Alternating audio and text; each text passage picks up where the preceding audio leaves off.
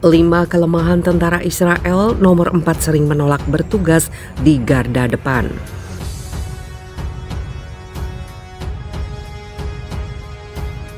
Here we've made no compromise between precision and its range.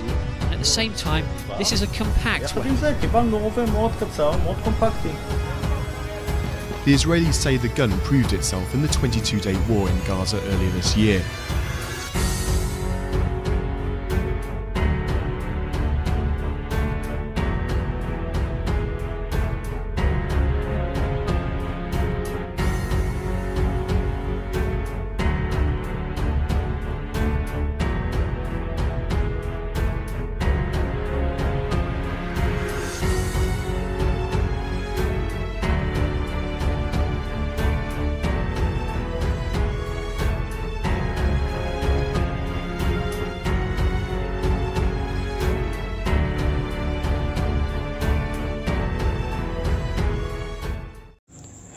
Hai para penonton Central News, sebelum lanjut jangan lupa subscribe dan lanjut tekan tombol Super Thanks.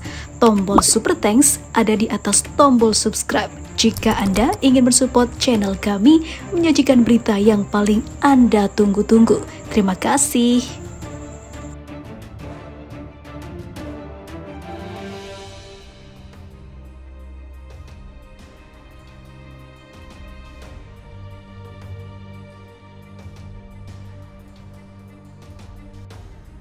Israel menempati urutan ke-18 sebagai militer terkuat di dunia versi Global Firepower, tapi tidak dipungkiri jika tentara Israel dianggap manja dan lemah.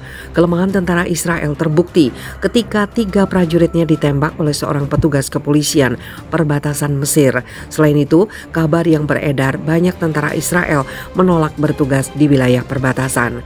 Padahal tentara pertahanan Israel atau IDF memiliki 173.000 prajurit, 465.000 tentara cadangan. Mereka memiliki 241 pesawat tempur dan 26 helikopter perang. IDF juga mengoperasikan 2.200 tank ditambah dengan 7 korvet dan 45 kapal patroli dengan dukungan 5 kapal selam. Tidak bisa disangkal, teknologi militer Israel memang mendapatkan pujian, tapi kualitas tentaranya masih banyak analis yang mempertanyakan. Berikut adalah 5 kelemahan tentara Israel itu menjadi titik fatal ketika berhadapan dengan para pejuang Palestina. 1. Tidak dipercaya rakyat Israel. Terlepas dari peralatan militer yang dimiliki IDF sangatlah canggih, tapi banyak rakyat Israel sesekali terdengar memperingatkan tentang apa yang mereka sebut sebagai bencana yang menunggu pasukan pertahanan Israel. Itu adalah bentuk penurunan kepercayaan publik terhadap kemampuan operasional tentara karena kualitas sumber daya manusia yang buruk. Kenapa? Kualitas tentara IDF tidak bisa mengimbangi kurangnya kesiapan tempur prajuritnya, kata Adnan Abu Amer, pakar sejarah Palestina, dilansir Middle East Monitor. Rakyat Israel sendiri tidak yakin bahwa IDF akan mampu menghadapi para pejuang Palestina. Mereka juga tidak percaya IDF mampu memberikan rasa aman.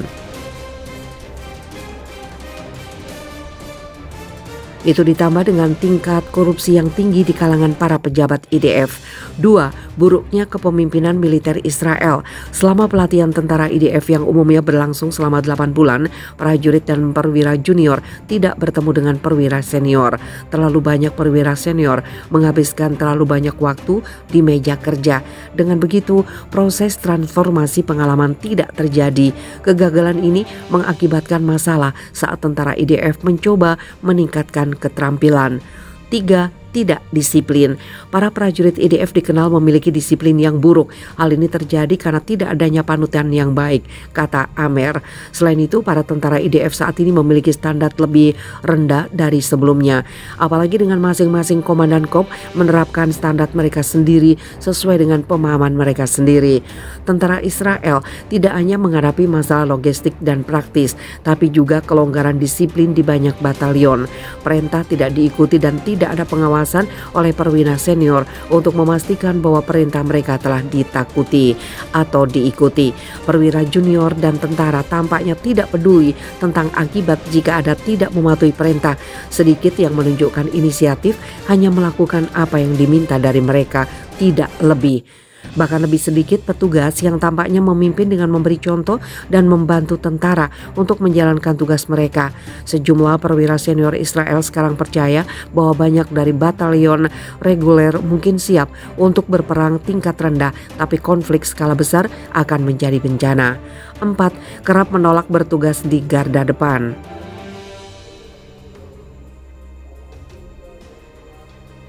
Ada sedikit kontrol atau pengawasan dari atas ke bawah. Keterampilan dan pengetahuan profesional masih kurang. Tentara semakin enggan dipertimbangkan untuk peran tempur garis depan, ujar Amer. Pada saat yang sama jelas bahwa para komandan senior tidak mau mendengar tentang masalah, tidak mencoba menyelesaikannya.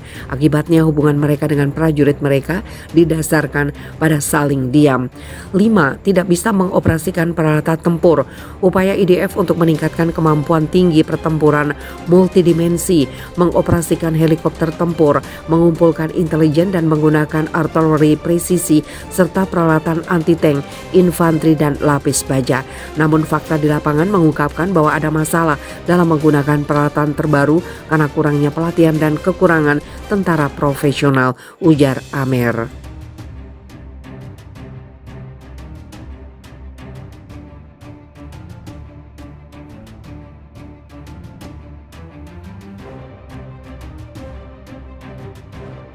Awas deh, upaya Yahudisasi Israel terhadap Al-Aqsa tidak akan berhasil.